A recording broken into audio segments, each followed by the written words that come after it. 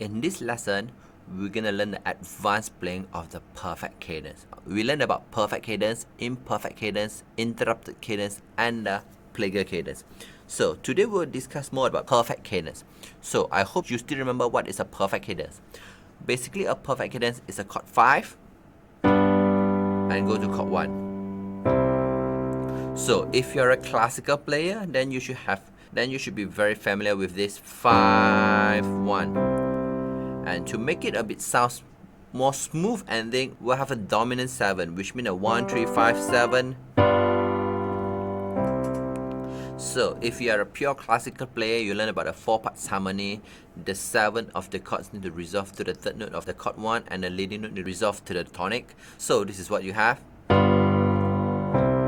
Because the 7 notes resolve to the third note, the 7 of the dominant chord resolve to the third notes of the C, and the leading note resolve to the tonic. So this sounds very classical. So in contemporary or pop piano, we can do other things. Example, a F on G and go to C. So when you see a G7 chord, there's few ways you can play them actually. The first way is a G chord, adding a 7. A second way is playing an F on G and then go to C. So example of the ending of the songs, let's play 2-5-1 example. And then pure G7 and then go to C. So example of another and G7. So now example are using a F on G, go to G only back to the C. So you have sounds like that.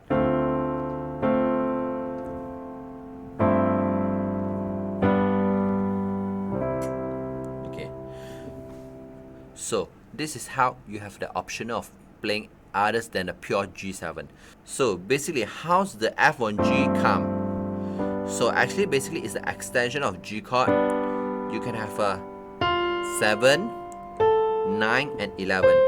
So you play the 7, 9, 11 and then you go to the pure G and then come to here. Or you can just do a pure 7, 9, 11 and then go to this. So it's like a extension chord, or you want to have more. So basically we won't touch the E note. It's just because when you have an E note and you come like that, the E doesn't have a resolved sound, so it doesn't really sound smooth because it doesn't resolve, it keeps the same notes. So this is optional for you.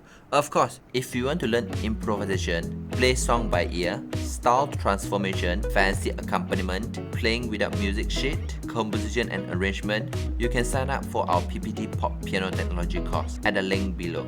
This is a course that teaches you the knowledge and skills of how to play the music from scratch. Even if you don't have sheet music, you can improvise freely and become a true improvisation master. Enter the following discount code to register and enjoy the following course discount. You can try other things like a D minor 7. So you have a D, F, A, C. So this one is made of a G chord,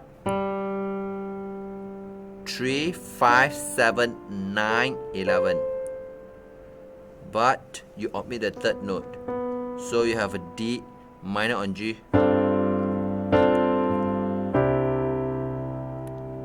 So basically everything is about the G extension chord. So start from today, you can use a G to chord 1, a most basic one, and a dominant 7, G7, and then go to chord 1.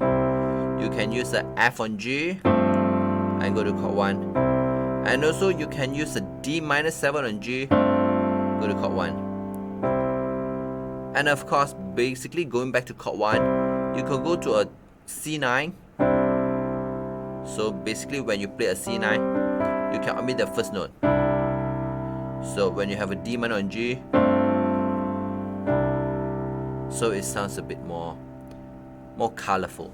Okay, so if you are looking for jazz cadence at the end of the song, which means a jazz perfect cadence, what you can do is a G13 and go to a C major 9. So I hope everyone know about the C chord and the major 9. This is much more easy to understand. Alright. But how about the G13 go? Yeah, what will omit will be the 5th of the chord and then 11th of the chord.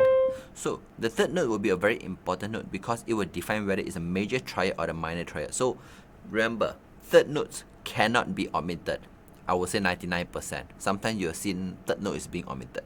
So what we can do is a third, a 7, a 9, and a 13. So you have a and a C major 7, 9. So this is what we normally do for the jazz perfect cadence. Again, once more, a G13, and you go to C major 9.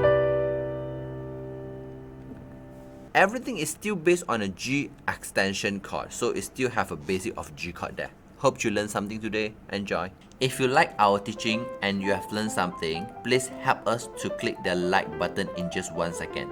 If you want to learn more, leave a message, tell us what you would like to learn. Remember to subscribe our channel and you won't miss the future lesson. See you in the next lesson.